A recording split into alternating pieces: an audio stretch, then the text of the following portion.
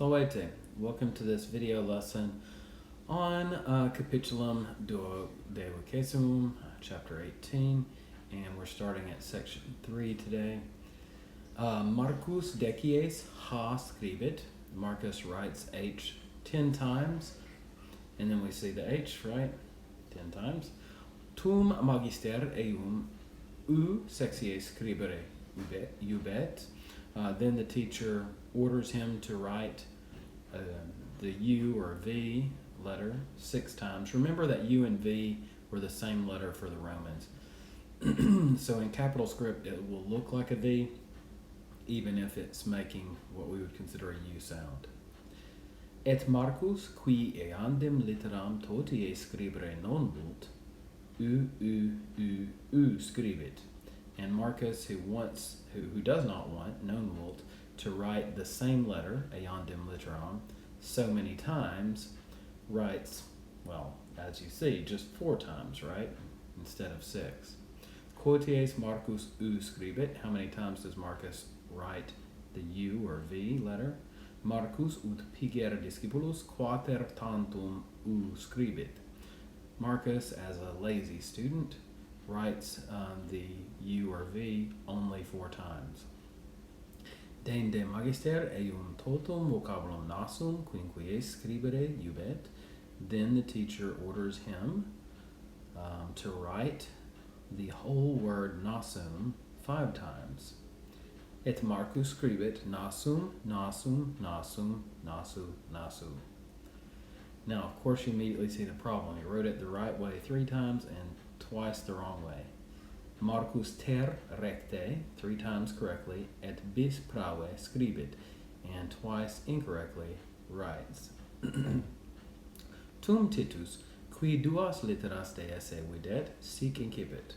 Then Titus, who sees videt, that 2 letters are missing, de esse means to be lacking, to be missing, begins thus. Magister Marcus bis. And he would have said something like scripsit or scribit, scribebat, prave, right? Wrote incorrectly twice, but he gets interrupted. Cum Marcus stilum durum in partem corporis eius mollissimam premit. When Marcus presses his hard stylus, stilum durum, into the softest part of his body, right? Mollissimum is superlative, softest part of his body. And of course what we mean here is his bottom, right? Clunes would be the word for this in Latin. Titus tacet, Titus is quiet, nec finem sententiae facere audet, nor does he dare to make an end of his sentence. In other words, nor does he dare to finish his sentence. Magister vero, hoc non animadvertit. But the teacher does not notice this. And then the teacher says, Jam totam sententiam recte scribe. Now write the whole sentence correctly. Marcus interrogat. Marcus asks, Quoties, how many times? Magister breviter respondet, semel. The teacher responds briefly, once. Marcus totam sententiam iterum ab initio scribere incipit. Marcus begins to write the whole sentence again from the beginning. Homo hokulos. Now you can notice he's added an H to oculos, just like Titus did a minute ago. Then the teacher says, Quid significat hokulos? What does this hokulos mean? Illud vocabulum turpe non intelligo. I don't understand that ugly word, right? Marcus says, Num hic quoque littera de est, surely here there's not a letter missing too. And the teacher says, imo vero, no way. But non de est, it's not missing, at super est, yet there's an extra, ha littera, H letter. Num tu hokulos dices? Surely you don't say hokulos, do you? Marcus ut puer improbus, magistro verba sua redit. Marcus, as a bad boy, puer improbus, returns, redit, his own words, verba sua, to the teacher. we would probably say it returns the teacher's own words to him, is how we would say it in English. Right. Non semper dicimus, idem atque scribimus. We do not always say the same thing as we write. So the teacher had said that a minute ago because he was talking about Marcus had a lazy way of speaking, but you don't write that lazy way. Now the teacher says, "Take improbe." Shut up, you wicked boy. Dele illam litteram.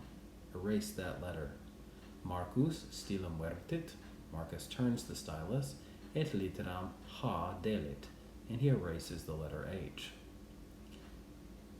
Simultitus idem mendum eodem modo corrigit in sua tabula. At the same time, Titus corrigit, the same error, idem mendum, in the same way, eodem modo, on his tablet, in sua tabula. Neque vero, magister hoc anima advertit. But the teacher does not recognize this or notice this. Postremo Marcus, quare inquit nos scribere doces, magister. At last Marcus says, why, quare is the synonym for cur, why, teacher, do you teach us to write? Mihi necesse non est scribere posse. For me it's not necessary to be able, posse, to write, scribere. Nunquam domi scribo, I never write at home. And then the teacher says, Num pater tuus semper domi est. Surely your father's not always at home. Marcus says, non semper, not always. Saepe abest pater meus. Often my father is gone, is away. And the teacher then says, cum pater tuus abest, when your father is away, oportet te epistulas ad eum scribere. It's fitting for you to write letters to him. So epistulas, letters there. Oportet means it's fitting, it's proper, it's sort of socially necessary to do a thing. So Sextus then says, Ego frequentes epistulas ad patrem meum absentem scribo. I write, ego scribo, frequent letters to my absent father. We'd probably say to my father when he's gone, right? But the Latin does it a little differently. Sextus puer probus est. Sextus is a good boy. Ac tam impiger quam apis. And so energetic as a bee. We might say as energetic as a bee. Marcus says, Ego ipse non scribo. I don't write myself, sed Zenone dicto, but I dictate to Zeno. Now Zeno, we see in the margin, is a slave who knows how to read and write, and so Marcus just dictates to him, speaks out loud, and Zeno writes it down. Zeno est servus doctus. Zeno is a educated slave. Qui et Latine et Graece scit, who knows both Latin and Greek. Idem servus mihi recitare solet. The same slave is accustomed to reading out loud to me. Alright, so remember again, recitare, where we get recite from. Sometimes you can translate it that way, but usually it's better to just say read out loud for recitare. Magister calamum et cartam promit. The teacher takes out a reed and a sheet of papyrus, carta, et ipse scribere incipit, and he himself begins to write.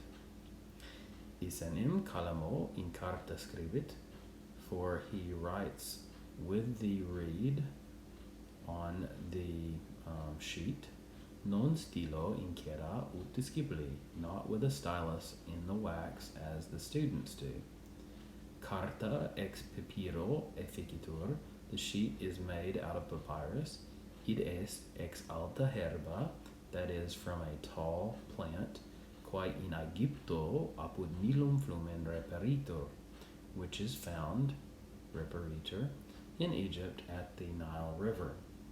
Carta et papyrus vocabula Graeca sunt. Carta and papyrus are Greek words. Alright, so let's stop there and then we'll pick up in another video lesson to finish up chapter 18. Waleta omnes, hope you learned a few things.